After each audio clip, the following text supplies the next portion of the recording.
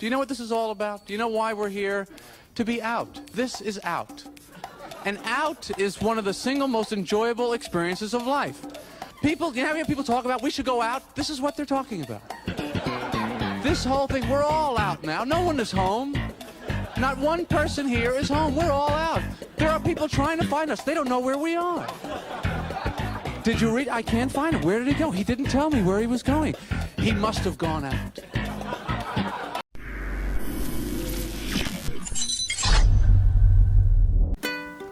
We intend on cycling Mount Kilimanjaro in just 4 days. Dubbed the roof of Africa, Mount Kilimanjaro is the highest mountain in Africa and also the highest freestanding mountain above sea level in the entire world. The challenge with Mount Kilimanjaro is that it sits at 5895 meters above sea level, 300 meters above which a normal human being, just like you and I, can live for an extended period of time without necessarily succumbing to altitude sickness, therefore leading to death. We were super excited at the idea of being the first documented Kenyans to cycle up Mount Kilimanjaro, well, at least from what we were told by our guides. And without prior recce, we were completely oblivious of what awaited us ahead.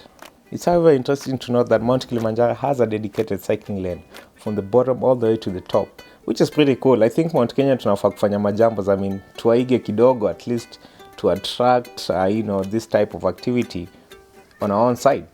This is the Endika Cycling route towards Horombohat, Kibohat, then to Gilman's Point, which is now the ridgeboard at the top of the roof of Africa, leading all the way to UHURU Peak, which is the summit of Mount Kilimanjaro. I keep getting high like Kilimanjaro. I wanna touch the sky like Kilimanjaro. Why are we doing this again? Why am I doing this, you'll ask? I'll tell you, even if you didn't ask. So, I saw this video of Hans Ray and Danny MacAskill on YouTube some time back, arguably the best mountain bikers in the world, and it sparked my interest. I told myself when I get on a mountain bike, I'm definitely going to cycle up Mount Kenya and Mount Kilimanjaro at some point. They were doing Mount Kenya and Mount Kilimanjaro back to back in a span of 7 days or a week or less, which I think was pretty impressive, and nobody in the world had done this before. Having never really taken my bike in an altitude of more than 3,000 meters, I've never done this type of thing before. So I'll say ignorance is bliss, because here I was trying to do Mount Kilimanjaro in 4 days to the highest altitude possible in Africa on land. And I thought to myself, why not try? If I fail, then I'll just come back the next time. There's a slogan in the mountains with what hikers refer to as the mountain is not going anywhere. You fail to do it this time around, you just come back the next time and you do it, you try until you succeed eventually. So here I was taking up the bull by the horns. Oh, and did I mention that this particular cycling route is also what the park uses to send up a rescue ambulance all the way to Horombohat, where you can always get wheeled down in case of a scare. The ground is loose here, so it gives it a little more of a challenging touch.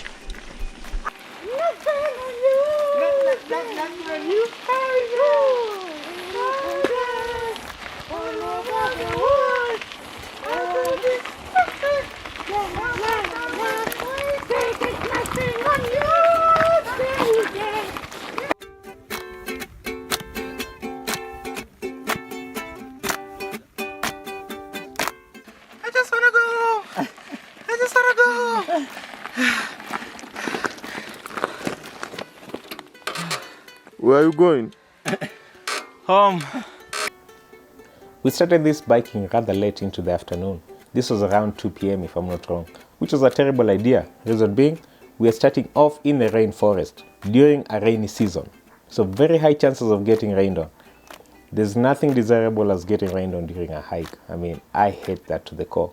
But hey, here we are. Nothing was stopping this reggae. Even the wardens and the guides were telling us it's not a good idea to start off the hike this late into the afternoon. It was a long ride up to Horombohat, which was the campsite that we'll be sleeping. We are going to cover 1800 meters elevation gain in just 17 kilometers. Steep gradient, especially for amateurs like us. Speaking for myself, I don't necessarily have the strongest of legs to be able to cycle up that type of elevation in such a short distance.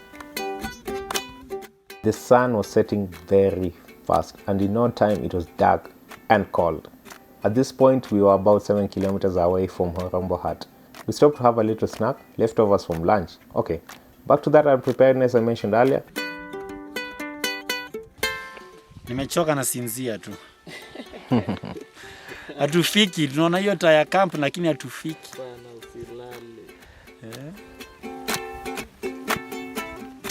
In our minds we thought we'll be in the next camp by 6 p.m. so we didn't bring enough food for refueling. But hey, we made do with what we had.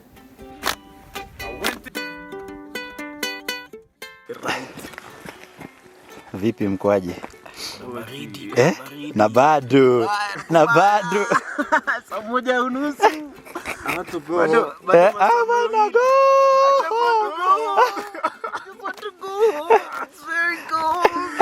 You keep telling yourself, yes I can do it, yes I can do it. Mind is in the game, but the body wants to give up. There was a lot of pushing than riding of our bikes on this particular day, and with the darkness, there was not much you could do. Trevor, our guide, kept on saying, hii ndio kona ya mwisho, hapa tu, ukikata tu kona pale, pap, tumefika camp.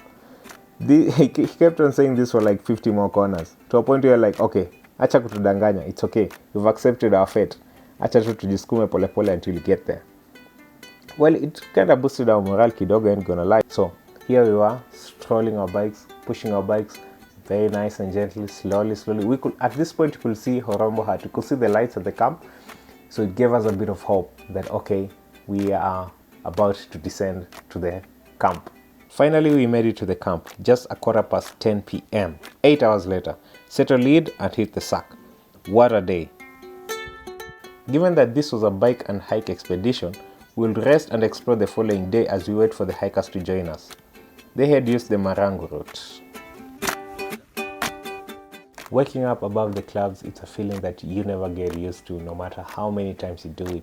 It's so majestic, it's so surreal, it's a feeling that you'll always crave for next time. It's a feeling that you'll always look forward to.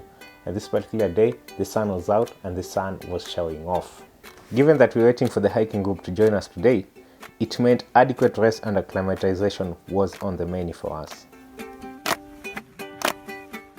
With the entire day on our hands and nothing to do, we decided to visit the famous Zebra Rock Formation. It's a section along the Marangu route. It's basically a set of big volcanic rocks that have stripes that resembles the patterns found on a zebra. These are primarily lava cliffs that were created when mineral-rich water ran down the rocks and partially turned the rocks white and black to create this particular look and feel. So sisi hao around 10 a.m. tukatoka. We didn't need to use the bikes on this day because it was supposed to be our rest day, and also the hike was just about two hours away. So we decided let's just walk to that particular section. The Zebra Rock Formation is absolutely breathtaking up close. Beautiful, amazing, surreal. When you hear that God is an artist, I mean, it's certain situations like this that put up a good case for that, you know, aside from creating the world and all its wonders. When you put him up against mere mortals like Da Vinci, Van Gogh, Basquiat, the creator, whom, by the way, you should check out on Instagram. He's a pretty good artist. I really vouch for him. After a few minutes of just letting it soak in, we decided that, you know what, since we're here, let's leave our mark. The only allowable mark that you can leave on the trails, because you're not allowed to draw or litter or do anything. Those hours here marks that people used to write, you know where, are not allowed here. So we decided why not play a game of stacking rocks that are called canes. Or is it Kines? Kines. Here's a little fun fact for you. Rock stacking was originally used by nomads to mark routes to help people navigate their way safely around areas with little to no vegetation. This was the original GPS, way before GPS was invented. This is also used to help guide hikers along paths and trails. Aside from that, it's also an ancient practice with many spiritual meanings. You know, among them are symbols of stability, creativity, strength, fragility, and self-worth, all at once. They provide a sense of peace and even bring good luck when stacked together carefully. I mean, Lord knows I need all the luck that I could get if I'm to make it all the way to UHURU.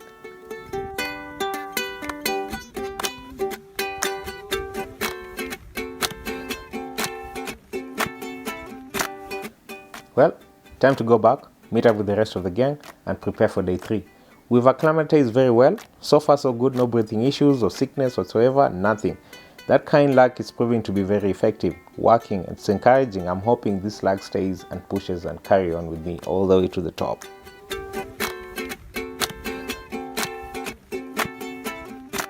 Day 3 will be riding to Kibo Hut, which is the base camp to the summit. That's when things get a little bit of interesting.